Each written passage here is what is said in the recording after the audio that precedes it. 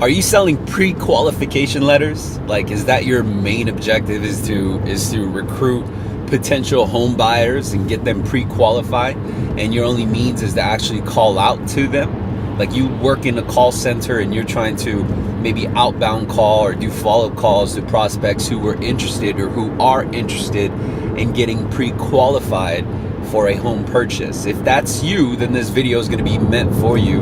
As a matter of fact, one of my audience members, his name's Chris. What up, Chris? If you're watching, he reached out to me and he let me know, his main workplace right now, being in a call center, his whole day consists of looking for prospective buyers, right? And assist them with getting pre-qualified so that they can begin their shopping. And he asked me, he said, hey man, is there any technique that you would have in mind or you could share that that would assist me in doing this? Like, I'm reaching out and I'm calling all these people, or sometimes it can be a challenge just to get them pre-qualified. And so I'm making this content for you. I'm making this video for you. If you have any questions or any topics that you'd like covered on here, you can email me at help@salesremaster.com. There'll be a link below the notes in this video. But for you, Chris, I'm going to actually answer you, and I want you to know that you're actually probably the absolute most profitable seat right now with regards to finding potential buyers for real estate, and you're giving them the pre-qualification. Because what happens is, when these people buy, and these homeowners buy, or these potential homeowners finally decide to buy, and then they go into escrow, that property will, at some point not only be a finance loan, but it will also be a refinance loan in the future. The chances of them refinancing again after they bought their home within 18 months is very high. And so this becomes a book of business. Not only that, but it's your opportunity to deliver value to a realtor, right? And also establish, let's say the potential buyer already has a realtor, because you're working from a call center. It's not like you can, quickly locate a realtor in Nebraska, let's just say, for example. But you still have an opportunity to shine in front of that realtor, and you do your thing right, and that realtor will remember you. And so the question is, what are those things? The things are just, execution, is delivery, professionalism, always answering your phone, helping take over the communications of all the parties involved. And sometimes it doesn't necessarily need to be you, because you might be thinking, well, Daniel, I don't got time for all that. I don't got no time to call the title agent. No, you don't, but your team does. So find out your system, find out your company's system on how to get it done, and just utilize it to its most efficient capacity. And so I got more content on that to come. But going back to Chris's question, how do I sell a prospect on letting me pre-qualify him? And what we got to do first is we just got to take a step back, right? We got to take a step back, and this is where reverse engineering is going to come into play. Because reverse engineering, your main goal is to get them pre-qualified so that they could buy a home and then use your pre-qualification letter to purchase that home, right? And so that's the end goal. The end goal is to enter into escrow and buy a home. So before that, before they can even go into escrow, they need to be able to have an accepted offer, right? And their accepted offer consists of two things. It consists of proof of being approved, right? Whether it's a pre-qualification letter or proof of assets or earnest money deposit, right? Like, they're putting money on the line, plus they got their offer. And that's how escrow is open. Once that offer gets accepted, game on, right? Now we got a 30 to 45 day window. And so that's the destination that we want to get to. But before a homeowner can even get that far, they need to know their capacity. They need to know their limitations. And not only that, but the realtor that they are working with needs to clearly understand what they're approved for, because that realtor shouldn't be showing Mr. and Mrs. Jones a house that's, with a price tag of $500,000 if they can't even afford a house that big. Or let's say they're more financially equipped to afford a home that's in the 300s or 400s. And so the realtor is more incentivized to not waste their time, thus looking for a concrete pre-approval letter. And now, so how do we communicate that to the prospect? To the prospect, we show empathy, right? We show empathy, and we give them and share with them stories of how the process is done and your experience in how it's done, and also let them know what the risk is for not having a legitimate pre-qualified letter. And so for my company, for example, we have pre-qualification letters that are underwritten, right? And so we have underwriters that sign off on our pre-qualifications. And you may not necessarily have that, but I implore you to search for a company, or at least bring that up to your sales manager about having that done, because you want that feature. You want to stand out amongst all the other lenders that provide the service of giving pre-qualified letters. And so the reason for that is because your potential home owners or home buyers, chances are they've probably never owned a home before. And what you need to do is, instead of selling them on the pre-qualification letter, you educate them as to why they want one, with a tonality of, hey, regardless if you use us or not, the bottom line is that you just need to figure out what your limitations are, so that you're not putting any money down on a home that you should have never been pre-qualified with. Because keep in mind that most of the time, when someone gets pre-qualified to them buying a home, it could be a 3-month, 6-month process. Sometimes it's quicker, sometimes it's longer.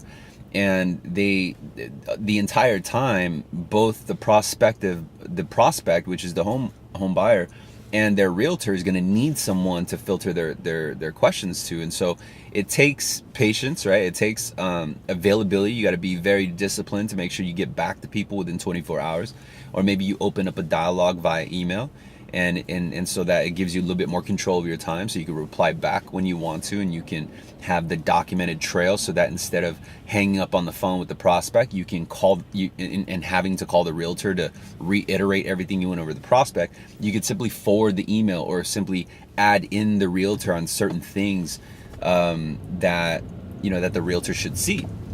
And the realtor is going to appreciate that, because then the realtor wants to make sure that all the pieces are in place.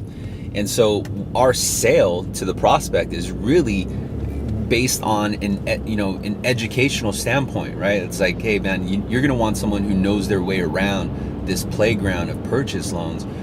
You're going to need someone who is experienced and has the insight and resources to ensure that you're protected, so that when you do find the house, you can confidently move forward and put down your down payment and put all your hopes and dreams into getting that house, into getting that offer accepted, rather than spend most of your time in this market. And it's a purchase market, by the way. Houses are going fast. Houses they sometimes they go into bidding wars, or you're going to get outbid. That's just part of the game.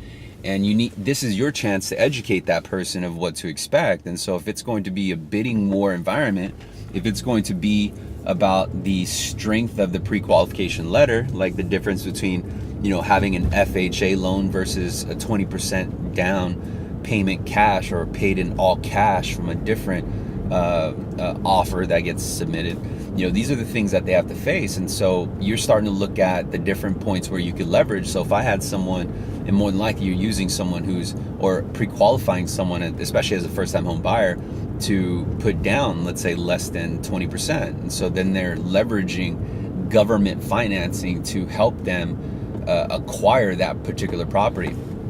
And so now that's your sale. It becomes your sale.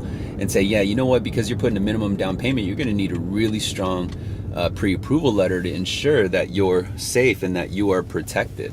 That's how you get through.